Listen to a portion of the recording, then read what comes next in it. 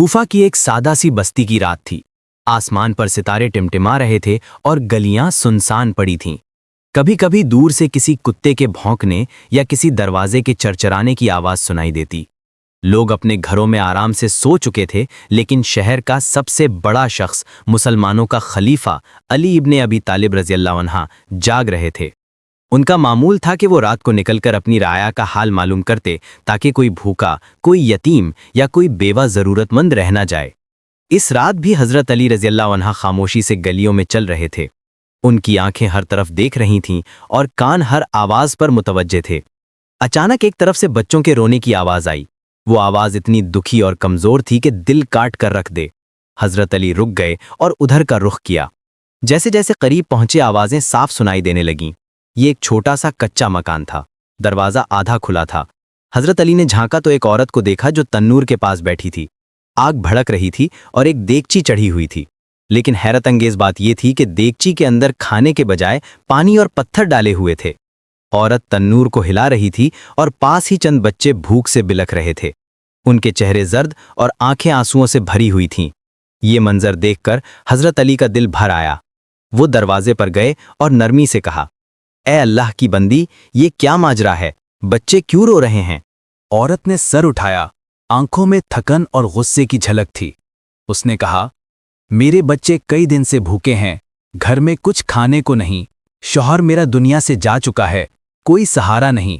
آج یہ بچے رو رہے تھے تو میں نے سوچا کہ پانی میں پتھر ڈال کر آگ جلا دوں تاکہ انہیں لگے کہ کھانا پک رہا ہے، شاید امید میں سو جائیں۔ یہ سن کر حضرت علی رضی اللہ عنہ کی آنکھوں سے آنسو جاری ہو گئے۔ دل میں فوراً خیال آیا، علی، تیری رعایا میں ایک بیوہ اور اس کے یتیم بچے بھوکے ہیں اور تجھے خبر تک نہیں۔ کل قیامت کے دن اللہ کے سامنے تو کیا جواب دے گا؟ انہوں نے بڑے پیار سے عورت کو تسلی دی اور کہا، اے بہن، تم پریشان مت ہو، ابھی تمہارے بچوں کو کھانا مل جائے گا۔ پھر وہ فوراً وہاں سے اٹھے اور بیت المال کی طرف روانہ ہوئے۔ راستے میں سوچتے جا رہے تھے کہ یہ کتنا بڑا ظلم ہے کہ ایک خلیفہ کی رعایا بھوکی سو رہی ہے۔ بیت المال پہنچے تو وہاں سے آٹا، گوشت، تیل اور کچھ اور سامان لیا۔ سامان بہت زیادہ تھا، اس لیے ایک غلام ساتھ آیا۔ اس نے عرض کیا، یا امیر المؤمنین، یہ بوجھ میں اٹھا لیتا ہوں۔ لیکن حضرت علی رضی اللہ عنہ نے انکار کیا اور فرمایا، قیامت کے دن میرا بوجھ بھی تو کوئی نہیں اٹھائے گا، یہ بوجھ میں خود ہی اٹھاؤں گا۔ یہ کہہ کر انہوں نے سامان اپنی پشت پر رکھا اور آہستہ آہستہ اس کچے مکان کی طرف چلنے لگے۔ غلام بھی ساتھ ساتھ چل رہا تھا، مگر حضرت علی کے چہرے پر ایک عزم تھا۔ راستے میں غلام نے پھر کہا، یا علی، کم از کم آٹے کی بوری تو مجھے اٹھانے دیں، آپ تھک جائیں گے۔ حضرت علی رضی اللہ عنہ نے نرمی مگر سختی سے جواب دیا، یہ میرا فرض ہے، یہ میرا بوجھ ہے، میں خود اٹھاؤں گا۔ یوں وہ پسینے سے شرابور ہوتے ہوئے اس عورت کے گھر واپس پہنچے۔ جیسے ہی دروازے پر پہنچے تو اندر سے پھر بچوں کے رونے کی آواز آئی، لیکن اس بار حضرت علی کے دل میں خوشی تھی کہ اب یہ بچے بھوکے نہیں رہیں گے۔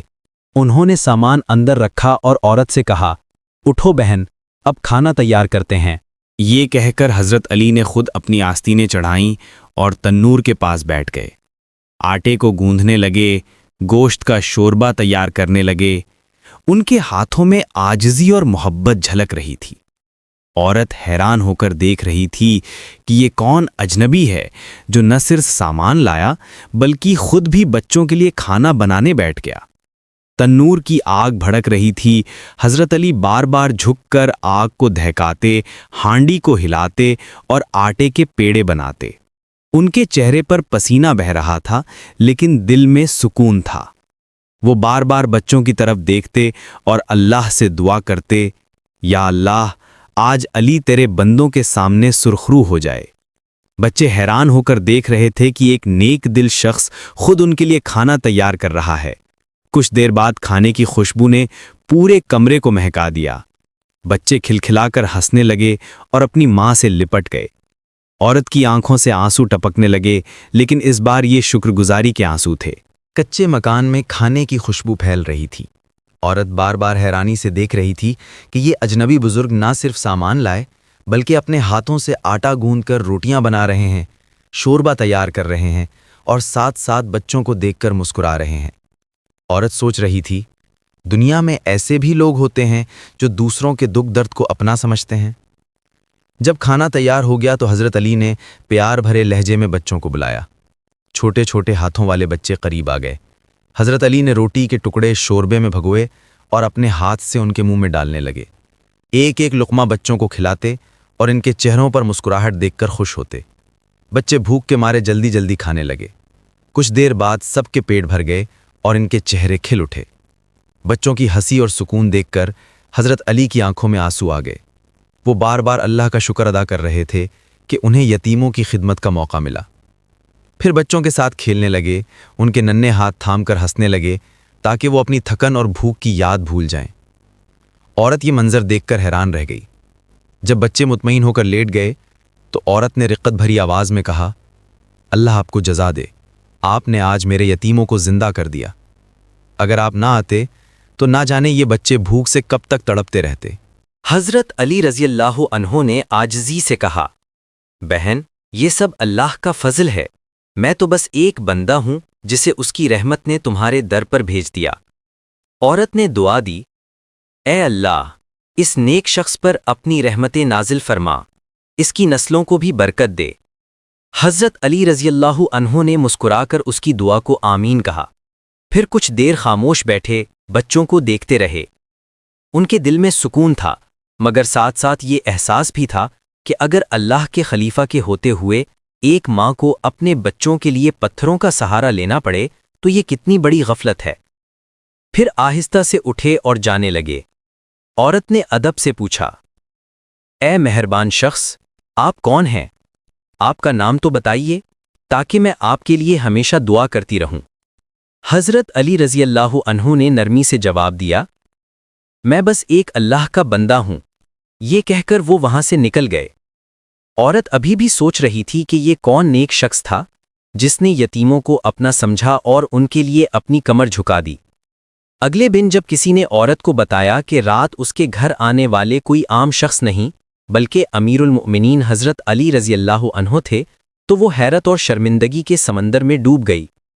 اس کے آنسو نہیں تھمتے تھے اور وہ بار بار کہتی تھی، اللہ گواہ ہے کہ میں نے اپنے وقت کے خلیفہ کو پہچانا نہیں، ورنہ اپنے گھر کے دروازے کو اپنے سر کا تاج بنا لیتی۔ یہ واقعہ ہمیں یہ سکھاتا ہے کہ اصل عظمت منصب یا حکومت میں نہیں بلکہ عاجزی اور خدمت میں ہے۔ حضرت علی رضی اللہ عنہ کے پاس اقتدار بھی تھا، طاقت بھی، مگر انہوں نے خود یتیموں کے لیے آٹا گوندھا، آگ جلائی، پسینہ بہایا اور بچوں کو اپنے ہاتھ سے کھلایا۔ اگر آج کے زمانے کے بڑے لوگ اور حکمران بھی یہی سوچ اپنا لیں کہ رعایا کے دکھ درد کو اپنا دکھ سمجھیں تو معاشرہ کبھی بھوک اور محرومی کا شکار نہ ہو۔ ہر بڑا شخص اپنے دل میں یہ سوچ لے کہ قیامت کے دن میرا بوجھ کوئی دوسرا نہیں اٹھائے گا تو دنیا بھی سنور جائے اور آخرت بھی۔